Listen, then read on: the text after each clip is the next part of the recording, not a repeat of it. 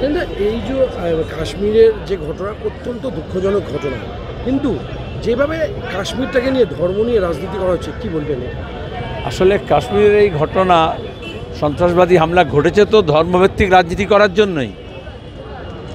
ধর্মকে ব্যবহার করে যখন উস্কানি দিয়ে মানুষের মননের মধ্যে, বিশেষত তরুণ প্রজন্মের মধ্যে বিষ ঢালা হয়, সেই সাম্প্রদায়িকতার প্রতিফলন হচ্ছে সন্ত্রাসবাদ, ফাঁসিবাদ। আমরা এই জন্যই সাম্প্রদায়িকতার বিরুদ্ধে, সন্ত্রাসবাদের বিরুদ্ধে, ফাঁসিবাদের বিরুদ্ধে, এবং একটা অপরটার সঙ্গে ওতপ্রোতভাবে যুক্ত। যাদের প্রাণ গিয়েছে, যে পরিবারগুলো ভেসে গিয়েছে, তাদের প্রতি যেরকম সমবেদনা, কিন্তু দেখা যাবে আমাদের দেশের শাসক দল বিজেপি, আরএসএস, তারা এই ব্যাপারে কোন পদক্ষেপ নিয়েছে? ভক্তকুলকে নামিয়ে দিয়েছে, তারা আরও বেশি ধর্মাশ্রিত উত্তেজনা তৈরি করছে। যখন সন্ত্রাসী হামলা হয় তখন প্রথম কাজ হয় গোটা দেশের মানুষকে এককাট্টা করা। তাহলে আজকে দেশপ্রেমের প্রথম কথা হচ্ছে যে কে দেশের মানুষকে এককাট্টা করছে সন্ত্রাসবাদের বিরুদ্ধে, আর কারা দেশের অভ্যন্তরে সন্ত্রাসবাদীদের হয়েই কাজ করছে, হিন্দু মুসলমান করে ভাগ করছে।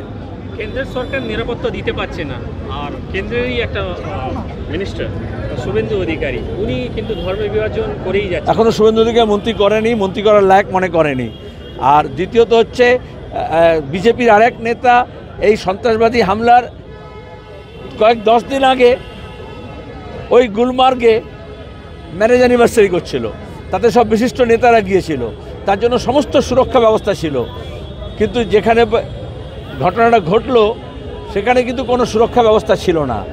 তাহলে এই ধরনের চোর, জোচ্চোর, মস্তান, লম্পট, গুন্ডা, সাম্প্রদায়িক শক্তিকে যদি শুধু সরকারি ব্যবস্থাপনায় পাহারা দেওয়া হয়, আর সাধারণ মানুষের যদি সুরক্ষাকে, নিরাপত্তাকে যদি না দেখা হয়, তাহলে যে কোনো সময় আমাদের দেশ বিরোধী শক্তি বা মানুষের ঐক্য বিরোধী শক্তি এরকম দাঙ্গা হাঙ্গামা, সন্ত্রাসী হামলা করতে পারে। এর আগেও আমরা কুম্ভে দেখেছিলাম ভিআইপি কালচার, আপনি যেরকম বললেন।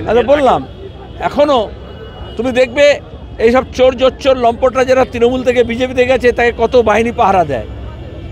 আর ওখানে আমাদের যারা পর্যটনে গিয়েছে সবাই জানে জম্মু কাশ্মীর একটা ডিস্টার্ব এরিয়া, কিন্তু ওরা মিথ্যাচার করেছে। এতদিন ধরে মোদী সরকার বলেছে সব সমস্যার সমাধান করে দিয়েছি, সমস্যার সমাধান হয়নি। নোটবন্দি করে বলেছিল ভ্রষ্টাচার সমাপ, আতঙ্কবাদ সমাপ, সেটা হয়নি। আর এখনও দাঁড়িয়ে সন্ত্রাসবাদীরা যেরকম উল্লাস করছে, ওই রকম সাম্প্রদায়িক শক্তি উল্লাস করছে। শুভেন্দু অধিকারী এয়ারপোর্টে সেদিন যে, আমি সন্ত্রাসবাদী আর সাম্প্রদায়িকতার কথা বলছি, তুমি আরও শুভেন্দু অধিকারীর কথা বলছো কেন? ও ছাড়া আরও অনেকেই আছে এরকম, যারা সন্ত্রাসদের মদত দেয়, যারা সাম্প্রদায়িকতার রাজনীতি করে। ঠিক আছে, বলতে হয়, কারণ ধর্মকে ব্যবহার করে সন্ত্রাসী তৈরি করা হয়। যারা যুক্তি মানে না, তর্ক মানে না, ইতিহাস জানে না, রাজনীতি জানে না, কিন্তু তাদের মনের মধ্যে শুধু ঘৃণা ভরে দেওয়া হয়, তাদেরকে মানব থেকে দানবে পরিণত করা হয়, আর তারপরে তাদেরকে দিয়ে হত্যালীলা চালানো হয়। আমরা সেই আফগানিস্তানে আমরা দেখেছি কমিউনিস্টদের সঙ্গে বিরুদ্ধে লড়ার জন্য, সোভিয়েত শক্তির বিরুদ্ধে লড়ার জন্য পাকিস্তানকে ঘাঁটি করে মার্কিন যুক্তরাষ্ট্র কিভাবে এই সন্ত্রাস শক্তি সই করেছিল। আমরা সেদিন থেকে বলেছিলাম আফগানিস্তান থেকে কাশ্মীরের পথে ভারতের বিভিন্ন জায়গাও এই হামলা হতে পারে। তো যে কোনো ধর্মকে ব্যবহার করে যেখানেই সন্ত্রাসবাদ হোক না কেন, দেখবে পেছনে সাম্রাজ্যবাদী শক্তির একটা মদত আছে। আর তাদের দালালরা কি করে? ধর্মকে, জাতপাতকে ব্যবহার করে মানুষকে বিভাজন করে।